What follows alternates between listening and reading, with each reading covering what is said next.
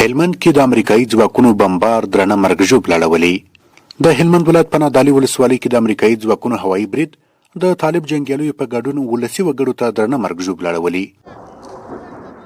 د طالبانو ویان قاري یوسف احمدي وایي امریکایي عسکرو له دوحې تړون څخه د سرغړونو په دوام تېره شپه د نادعلي ولسوالۍ اړوند لوی باغ کلي کې د طالبانو پر یو مرکز او ورڅیرمه د ولسي وګړو پر کورونو بمبار کړی، او کله چې خلک د مړو او ټپیانو راټولولو ته ورټول شي ډرون الوتکو 9 نور فایرونه کړي چې له امله د طالب جنګیالیو په ګډون 18 تنه ولسي وګړي وژل شوي او 3 نور ټپیان دي.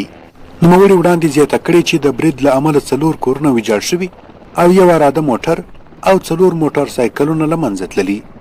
د احمدي په خبره د برید په مهال په سیمه کې هیڅ ډول نظامي تحرکات وجود نه درلود او د جګړې له ساحې څخه ډیره لرې وه. طالبانو شوی برید د دوحې له تړون څخه سرغړونه بللې او ګواښ یې کړی چې دا ډول بې باکانه کړنې عکس العمل لرلی شي.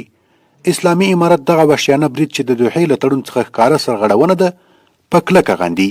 دغه ډول بې باکانه کړنې خامخا عکس العمل لرلی شي او وضعیت د ترنګلتیا خواته بیایي.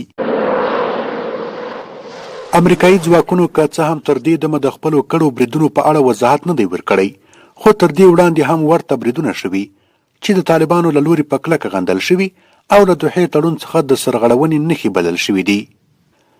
بل لور ته یاد بریدونه داسې وخت کیږي چې په دوحه کې د افغان سولې خبرې او له افغانستانه د بهرنیو ځواکونو د وتلو لړۍ روانه ده. طالبانو په بیا ټینګار کړی چې د دوحې تړون د امریکا او افغانستان په ګټه دی او باید عملي کېدو ته یې بشپړه ژمنتیا وښودل شي.